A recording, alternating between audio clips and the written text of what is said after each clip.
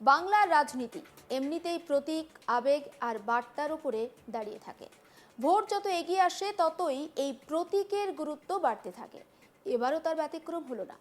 আসন্ন বিধানসভা নির্বাচনকে ঘিরে যখন গোটা রাজ্যে রাজনৈতিক উত্তাপ চরমে, ঠিক তখনই বীরভূম জেলা থেকে উঠে এলো আজব একটা দৃশ্য বা অভিনব দৃশ্য আপনি বলতেই পারেন। তৃণমূল নেতা অনুব্রত মণ্ডলের পকেটে গুজে দেয়া হলো 11টি রূপোর চাবি। ঘটনাটি আপাত দৃষ্টিতে ঠিক যতটা সরল মনে হচ্ছে, রাজনৈতিক দৃষ্টিকোণ থেকে যদি আপনি দেখেন তা কিন্তু অনেক গভীর বা তাৎপর্যপূর্ণ বার্তা বহন করছে। এই প্রতিবেদনে আমরা বিশ্লেষণ করার চেষ্টা করব এই 11টি চাবির প্রতীকী অর্থ ঠিক কী, বীরভূমের রাজনৈতিক সমীকরণ ঠিক কতটা জটিল, এবং এই ঘটনাটি আদৌ নির্বাচনের ফলাফলে কোনো প্রভাব ফেলতে পারে কিনা সেটাও কিন্তু যথেষ্ট ইঙ্গিত দিচ্ছে। নির্বাচন কমিশন ইতিমধ্যে জানিয়ে দিয়েছে এবছরের বিধানসভা নির্বাচন 2 দফায় হবে। আগামী 23শে এপ্রিল প্রথম দফার ভোট। ওই দিন বীরভূম জেলার 11টি কেন্দ্র সহ মোট 152 আসনে ভোট গ্রহণ হবে। ফলে প্রথম দফাতেই একেবারে নজরের কেন্দ্রে চলে এসেছে বীরভূম। প্রথম দফার ভোট মানেই রাজনৈতিক দলগুলোর কাছে একটা বলা যেতে পারে যে এপিসেন্টার, যে সমস্ত জায়গায় ভোট হবে সেই সমস্ত কেন্দ্রগুলো, বা বলতে পারেন যে টোন সেন্টার। এখানে ভালো ফল করলে পরবর্তী যে দফা রয়েছে সেই দফাতে তার প্রভাব পড়বে। তাই শুধু বীরভূম একটা জেলা নয়, এটি এখন একটা রাজনৈতিক প্যারামিটারে পরিণত হয়েছে। ভোট ঘোষণার পরই সাঁইথিয়া শহরে তৃণমূল কংগ্রেসের একটি কর্মসূচি হয়। সেখানে উপস্থিত ছিলেন দলের অন্যতম শক্তিশালী নেতা অনুব্রত মণ্ডল।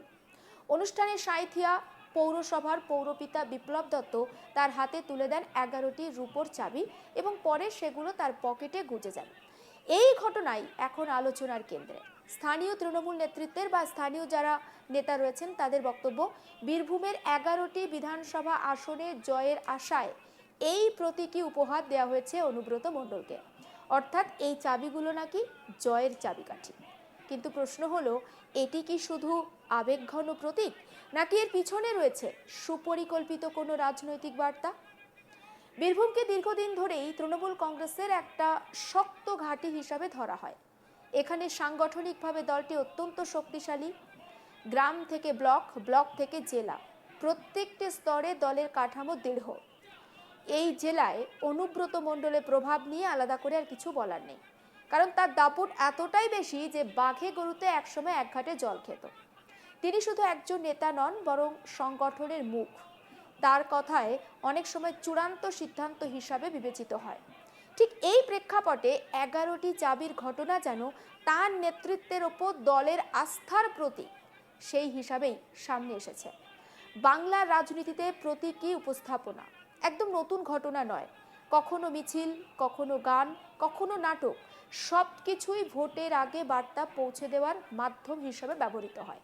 এই 11টি রূপোর চাবিও সেই ধারণারই একটি অংশ। কিন্তু চাবি মানেটা কি, একবার শুনে নিন অনুব্রত মণ্ডলের বক্তব্য। দুদফায় ভোট হচ্ছে, কি ধরনের ভোট?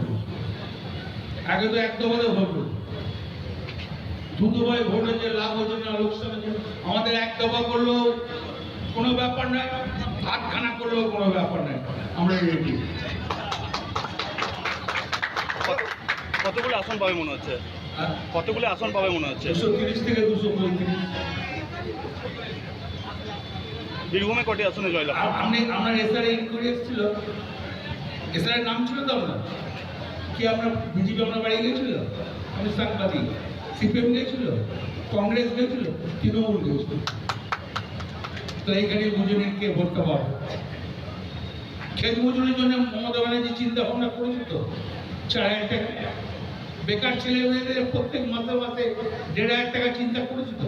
আজ তো ব্রাহ্মণ ভাতা দিয়েছে, আজ তো সংখ্যালঘু ভাতা বাড়িয়েছে, আজকে তো দিয়ে দিল 25%।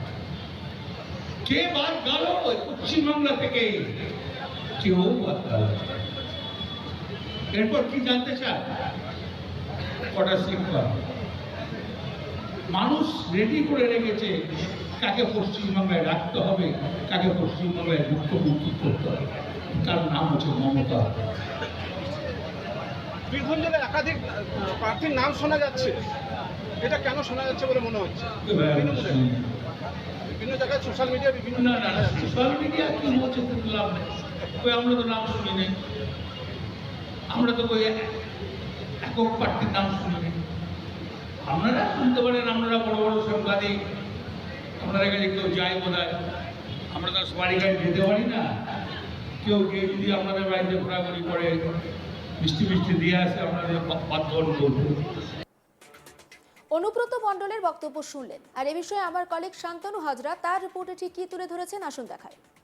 বীরভূম জেলায় একেবারে দাপুরি যে তৃণমূল নেতা রয়েছে অনুব্রত মণ্ডল, ঠিক যখন জ্ঞানেশ কুমার নির্বাচনের দিনক্ষণ ঘোষণা করেছেন সেই ঘোষণার দিনই সাঁইথিয়ার সভা থেকে দেখা গেল অনুব্রত মণ্ডলের হাতে 11টি রূপোর চাবি, যেখানে চাবির রিং সহ 11টি চাবি তার বুক পকেটে গুজে দিচ্ছে তৃণমূলের ব্লক সভাপতি যে নেতৃত্বে রয়েছে, সাঁইথিয়া ব্লকের যে নেতৃত্বে রয়েছে তারা।